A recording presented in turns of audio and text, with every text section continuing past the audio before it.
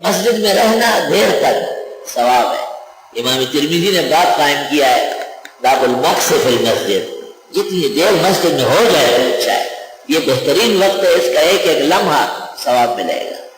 باہر جا کے کیا کریں گے، کتنے گناہوں میں لگ جائیں گے. اور ویسے بھی مسجد سے نکلنے کے بعد تو مسجد جیسے ماحول نہیں رہتا، تو یہاں بیٹھ کر تلاوت کریں گے، نفل پڑھیں گے، دعائیں مانگیں گے.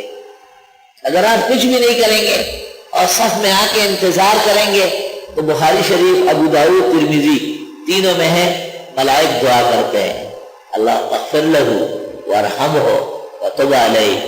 بخاری میں صلی علیہ، یا اللہ اس بندے کی بخشش فرما، اس کی توبہ قبول فرما، خدا اس پر رحمت نازل فرما اور اس پر خصوصی نوازشات فرما. اس واسطے فقہاء اور محدثین کا اتفاق ہے کہ جماعت سے پہلے مسجد میں جو لوگ صفوں کی شکل میں بیٹھتے ہیں، انتظار جماعت کرتے ہیں، آنے والا ان کو السلام علیکم نہیں کرے گا.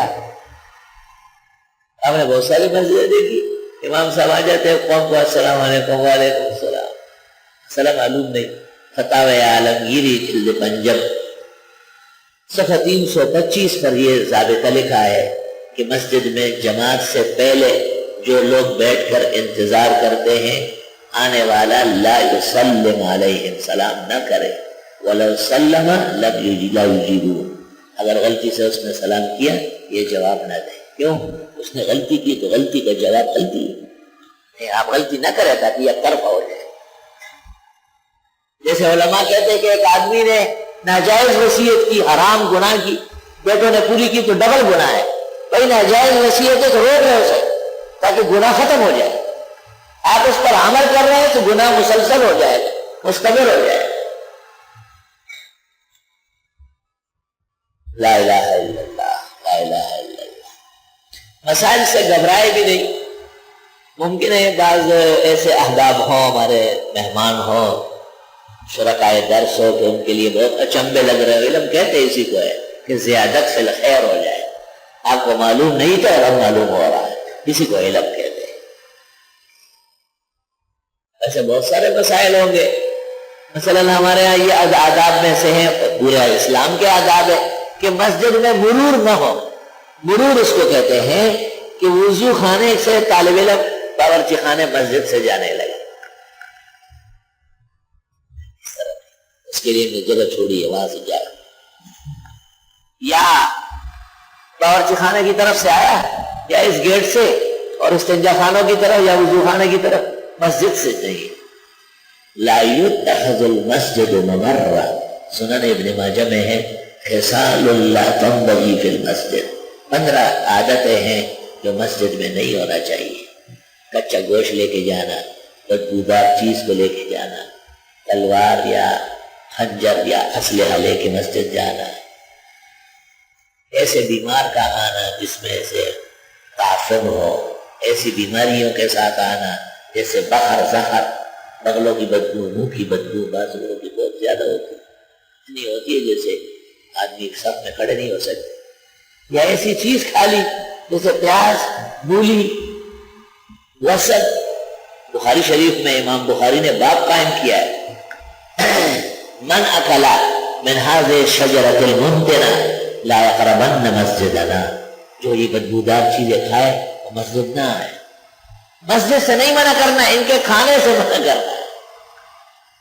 بعض لوگوں کے بارے میں مشہور ہے کہ وہ مسجد نہیں جانا چاہتے تھے کہ گھر نماز پڑھے. اور مسئلہ معلوم ہے کہ بغیر کسی وجہ کے جماعت چھوڑنا جائز کہاں ہے. تو پیاز تھوڑا سا چبا لیتا تھا، اگر ہمارے لیے تو یہ مطلب تھوڑی تھا. مطلب یہ کہ اوقات صلاۃ میں ایسا کام نہ کرو جس سے مسجد میں تکلیف ہو. لأن الملائکہ تتعزى مما يتعزى منه بنو آدم، ابو داؤد اور ترمذی.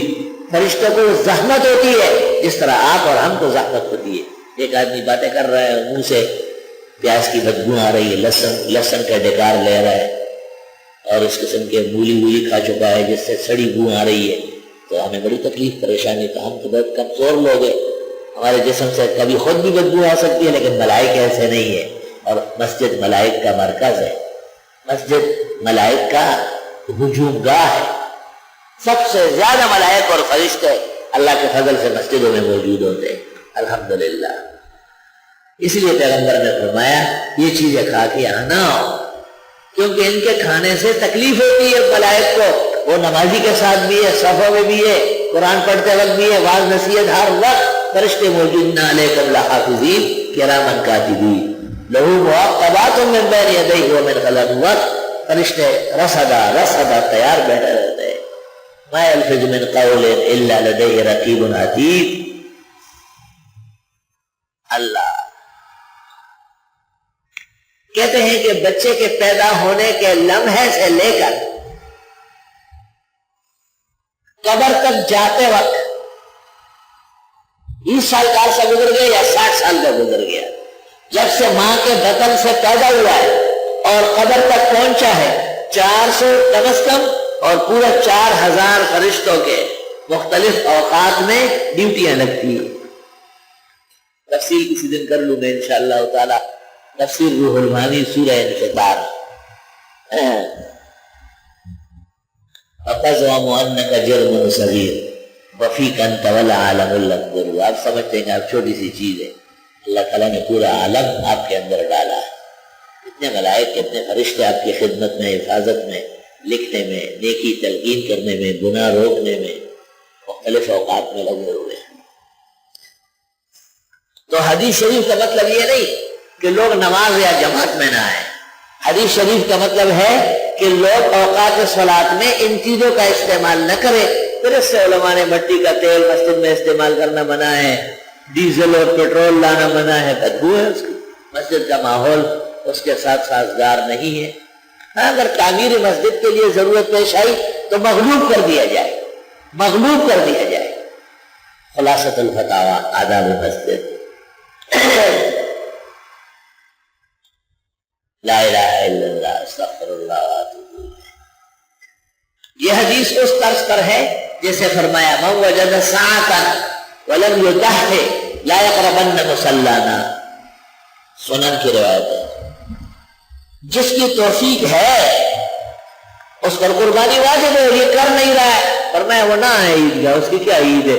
ایک واجب کا کہ ترک کا گناہگار اور مجرم ہے۔ علماء وہاں بھی فرماتے ہیں، خطابی نے خطأ المحدثین میں، اور امام طحاوی رحمت اللہ علیہ نے شرح مشکل میں، اور ابن الجوزی نے کشف المشکل میں، اور ابن فورق نے حل مشکل الاحادیث میں یہی توجیہ فرمائی کہ مقصد قربانی کی تاکید ہے، عیدگاہ سے منع کرنا نہیں ہے۔ تو قربانی ضروری ہے، کیوں نہیں کرتے؟ یہ تنبیہ کے طور پہ کہا کہ مت آؤ، پھر بھی آئے تو کوئی روک نہیں سکتا ہے، اس پر اتفاق ہے فقہاء محدثین کا۔ جیسے حدیث شریف میں ارشاد فرمایا اس جیسے مت بنو جو پہلے راتوں کو اٹھ کے قیام کرتا تھا، آج کل نہیں کرتا۔ اس سے بعض لوگوں نے یہ غلط فہمی پیدا کی کہ وہ کہتے ہیں راتوں کو نفلے یا قیام اللیل یا تہجد ہمارا کام نہیں ہے، ہم تو پھر چھوڑ دیں گے۔ وہ بابا یہ مطلب ہے ہی نہیں، چھوڑنا نہیں، چھوٹ جائے رہ جائے اللہ تعالیٰ معاف فرمائے۔ فرض نہ قیام اللیل ہے نہ تہجد ہے، پیغمبر پر فرض ہے یا نہیں؟ حنفیہ کہتے ہیں فرض ہے، لیکن امت سے بال اتفاق اس کی فرضیت اٹھائی گئی، البتہ پسندیدگی، افضلیت، غروال صالح اعمال، پسندیدہ اعمال ہونا یقیناً باقی ہے۔ تو حدیث شریف کا مطلب یہ ہے کہ تم مت بنو اس شخص کی طرح جو پہلے اٹھ کے قیام اللیل کرتا تھا اور اب بالکل نہیں کرتا۔ مطلب حدیث شریف کا یہ کہ قیام اللیل کرتے رہو، اٹھا کرو۔ میں نے اپنے استاذوں سے پوچھا ہے، مشائخ سے، انہوں نے مجھے یہ بھی کہا طالب علم شب جمعہ کو فارغ ہوتے ہیں، چلو شب جمعہ کو تب یہ بھی عامل ہے، ہر رات کو طالب کہاں قیام اللیل تہجد کر سکتے، کرے تو بہت بڑے ہوش اور قطب کی شان ہے، لیکن شب جمعہ کو اگلا دن چھٹی ہے، کوئی زیادہ کام کاج نہیں ہے، نہ مطالعہ اور تکرار اس کے ذمہ ہے۔ آج تو 8 رکعت قیام اللیل کر لیں، شروع سے 4 بہتر ہے، ورنہ 2 اور اس کے بعد آخری پار میں 4 رکعت تہجد، ثم اوتر، اس کے بعد بہتر 20 رکعت ہر رات کو، ہر رات کو نہیں، چلو شب جمعہ کو صحیح، ادھر کنڈے زویا سخ گویا